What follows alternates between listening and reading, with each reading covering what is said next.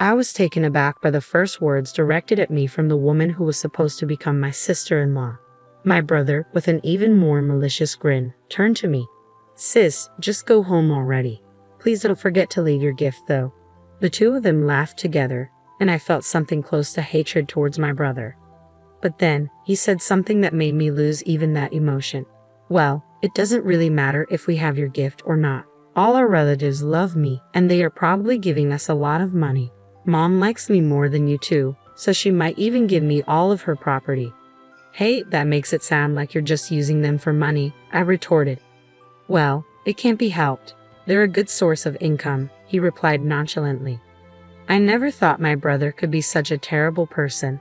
Despite it being our first reunion in a long time, he hadn't changed a bit since the old days. If anything, his terrible personality had only worsened, and I couldn't stand it anymore. I reached my limit and left the waiting room while the two of them laughed together. "My name is Emma. I'm 32 years old. I work for a foreign cosmetics company. After graduating from college, I worked for another company but was lucky enough to be headhunted by my current company. The people I work with are ambitious, and I work tirelessly every day while receiving constant motivation. As a result, I now hold the position of department head. Ever since I started working at this company, they have recognized my worth. Every day has been enjoyable. Of course, there are times when I struggle with work, but the sense of accomplishment after overcoming those challenges is something I can't experience anywhere else. I've never been one to spend my days thinking about how much fun I'm having. Especially before going to college, my days were very stifling. I have a younger brother, Nate, who is 5 years younger than me. Ever since Nate was born, my mom has been completely devoted to him. She loves him so much that I became less important to her. As a young child, I couldn't find anything to fill the loneliness of not being cared for by my mom. The more my dad and relatives tried to pay attention to me, the more I missed my mom. On the other hand, Nate was the first boy born in our family in a long time. He was also the type to easily get spoiled by anyone. So before long, our relatives stopped caring about me and only doted on my brother. To make matters worse, I have a strong sense of justice and hate wrongdoing. Not many people find a child who points out problems so cutely. Because of this, I became more and more distant from my relatives. The worst part was Nate's personality. Having been pampered by my mom and relatives, Nate grinned to someone who couldn't be satisfied unless he was the center of attention and knew exactly how to behave to get it. You could say he was skillful and good at getting by in life, but you could also say he was manipulative. I found it increasingly difficult to get along with my brother, Nate. He often found himself in fights, and my mom was always quick to defend him. As the favoritism towards Nate grew stronger, I began to lose my sense of purpose. It wasn't just my mom, even our relatives started favoring Nate, and I felt increasingly out of place during family gatherings. Seeing my discomfort, Nate would casually suggest, "Why don't you go to the other room, sis?" His smile belied a look that brooked no objections. At that time, Nate was only in the first grade of elementary school. If something bothered him, he wouldn't hesitate to lie, often painting me as the villain. I had long surrendered my role as the older sister when he uttered those words, leaving me with no choice but to retreat. Yet, what stung more than being treated like an outsider by my brother was the indifference of my mother and relatives. When my absence was noticed and my father inquired about my whereabouts, they merely shook their heads. My mother's response, "I don't know," felt like a dismissive brush-off. Nate, seizing the moment, would divert attention with one of his tales. It was as if I had ceased to exist, and the pain of being erased from their conversations was excruciating. Nothing changed even in my absence. It was only my father's sister, Aunt Ava, who seemed to notice my absence. "Here you are. Don't you want to go back to the others?" she gently inquired as I sat, quietly grieving and frustrated. Without me even realizing, my aunt sat beside me, offering solace. As I buried my face in her lap, tears streaming down my cheeks, she began to speak softly. "I kind of understand how you feel, Emma," she murmured. "Maybe it's because I'm an older sister too. Ever since my brother was born, he was the one who got all the attention. You know how our relatives are, mostly women, so they really spoil the boys. I always thought it was unfair, even for you and Aunt Ava." I was taken aback to learn that my aunt, who always seemed so cheerful and in control at family gatherings, had also experienced feelings of jealousy towards her brother. Her admission caught me off guard, yet her gentle smile in response to my question softened the weight of her words. "Yes, when I was a kid, I was so jealous of my brother all the time," Aunt Ava confessed. But he wasn't very talkative, so he wasn't always the center of attention like Nate. I think you must be feeling much worse than I did, she added, her hand gently stroking my head. It had been so long since I had received such comforting gestures, and I felt a mix of emotions, happiness and embarrassment for letting her see how vulnerable I felt. Our family has strong ties, you know, Aunt Ava continued. Nate is kind of cunning, or maybe he's just good at winning people's hearts. He has that kind of personality, right? Everyone gets easily fooled by him.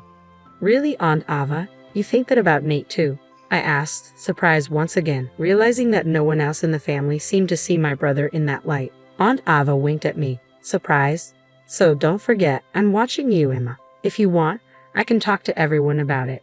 No, it's okay. Just knowing that you're watching me is enough to make me happy, I replied softly. All right, I understand. But if there's anything you want me to hear, I'll listen. You can always rely on me, she assured me. From that moment on, I looked forward to seeing my aunt at family gatherings.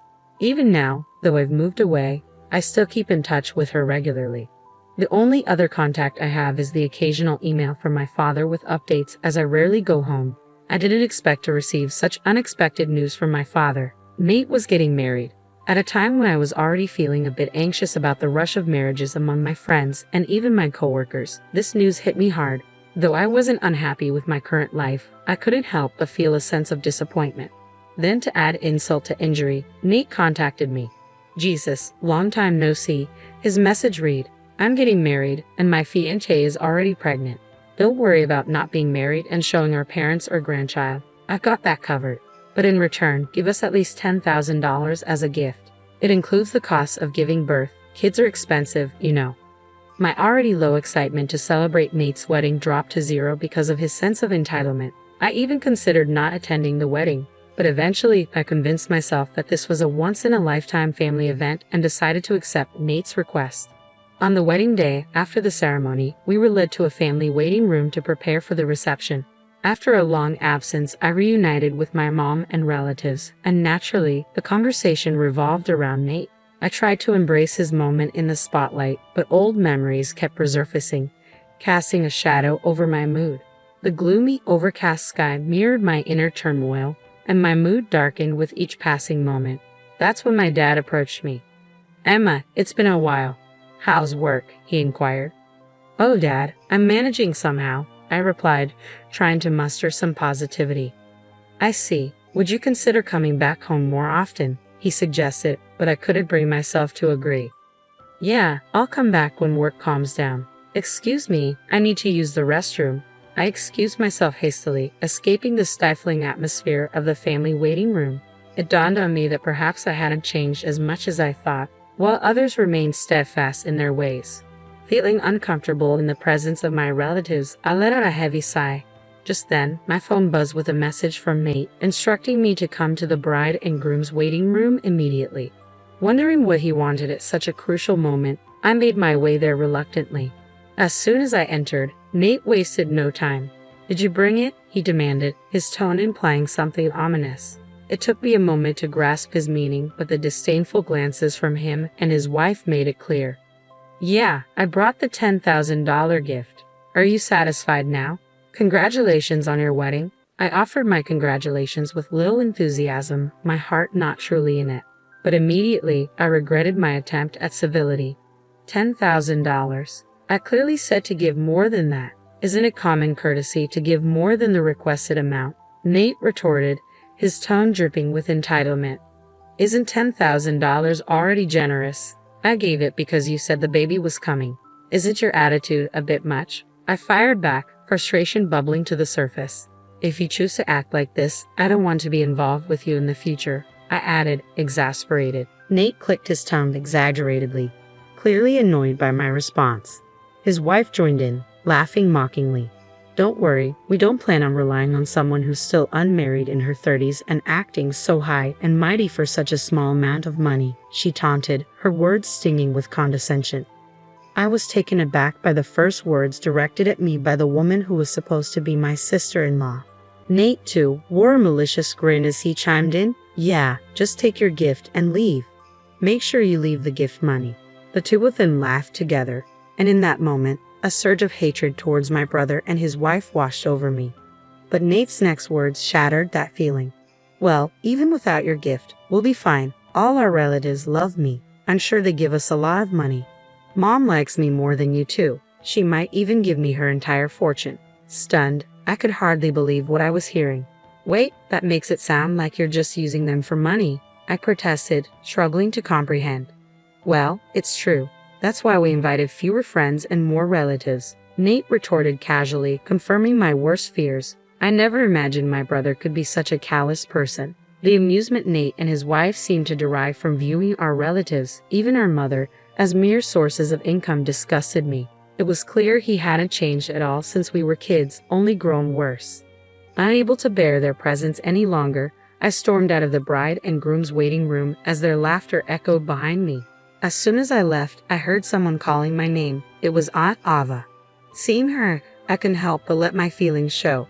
Auntie, I can't take it anymore. I'm leaving, I confess, my frustration boiling over. My aunt's expression turned to one of anger as she listened. I heard what just happened. This is unforgivable. Everyone should know about it, she declared, her voice laced with indignation. But it's true that everyone likes Nate, right? If I say something, I'm sure no one will believe me, I lamented, feeling defeated. It's not like he's forcing our relatives to give them money, so it's just a matter of me putting up with it, I reasoned, though the bitterness in my tone was evident. Fine, I don't think I'll ever see them again anyway, I concluded, feeling resigned to the situation. Apparently, my aunt had been worried about me after noticing my discomfort in the relatives' waiting room and followed me when I left. After hearing my conversation with Nate and his wife, she suggested telling everyone about it, but after witnessing their callous behavior firsthand, I couldn't bring myself to subject my family to such embarrassment. I had resigned myself to the situation, but my aunt was brimming with anger, a stark contrast to my own feelings. You don't have to put up with it anymore, Emma, she asserted. I never thought Nate would go this far. There's still time. Let's confront them together and reveal everything. If anyone still supports Nate after that, then they can be their source of money or whatever else they want. Encouraged by her words, I decided to face the situation head-on and return to the family room with her. Surprisingly, my mother's brother, Uncle John, believed my story right away. Actually, there have been some bad rumors about him at the company, he revealed. I didn't want to doubt my nephew, and I thought it was natural for the business to have some bad times. But after hearing Emma's story, it all makes sense. I guess I was only considered valuable as long as I was paying him. Uncle John, who runs a company where Nate works, explained that Nate had been taking advantage of his position as the president's nephew and doing as he pleased. Because Uncle John is the company's president, our relatives respect him. When he acknowledged my story, everyone started to believe me one by one. Even my mother, who had been adamant until the end, gradually grew suspicious, not only because of me but also because of my aunt's revelations about Nate. My parents, who had believed me from the beginning, were radiating with anger. I'm sorry for our son. We must have raised him wrong, my father declared.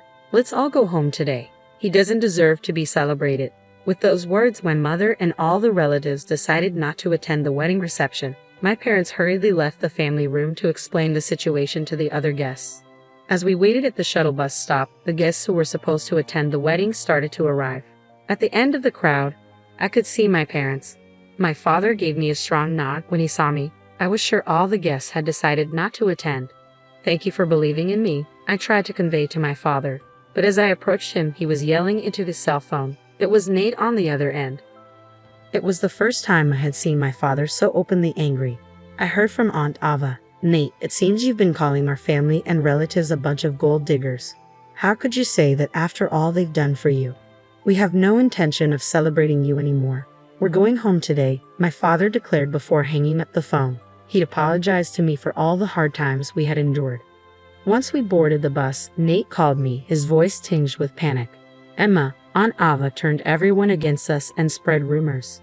Now nobody slept at the venue, he exclaimed, his agitation palpable. I remained composed as I responded to him, refusing to be drawn into his turmoil. Your Aunt Ava heard you guys making fun of the family, and she joined in the conversation, so everyone believed us. I explained calmly. Nate's voice, once confident, now sounded on the verge of tears as he realized the severity of the situation. What are you going to do about it? He pleaded. I don't know. We're already on the bus. Don't say that. I replied, feeling no inclination to forgive him. Are all of them on the bus too? If so, please convince them to come back with you. As Nate's desperation grew, I ended the call without further consideration. Soon, cell phones began ringing one after another on the bus. It was likely my brother and his wife calling, but no one answered. In the end, my brother and his wife couldn't secure any gift money from the attendees. Not only did I, but our parents and relatives also refused to aid Nate. Furthermore, they lost contact with a few of the friends they had invited, exacerbating their financial woes. Our uncle fired Nate from his job, unable to defend his poor performance and bad reputation. His wife, having quit her job for marriage, found herself pregnant and unwilling to work. They spiraled into debt, constant fights, and eventually decided to divorce before the baby was born. Despite my brother's repeated attempts to seek help, both our father and mother turned him away. Meanwhile, I found myself visiting my parents' house more often since Nate's wedding, attending family gatherings without discomfort. This newfound ease allowed me to embrace a broader perspective, becoming more flexible in handling work situations. Colleagues, subordinates, and bosses alike praised the positive change. Just the other day, I was even invited to dinner by a salesperson from a company we've been dealing with, sparking a glimmer of excitement for the signs of spring. With each step forward, I felt a sense of liberation and renewal in my heart.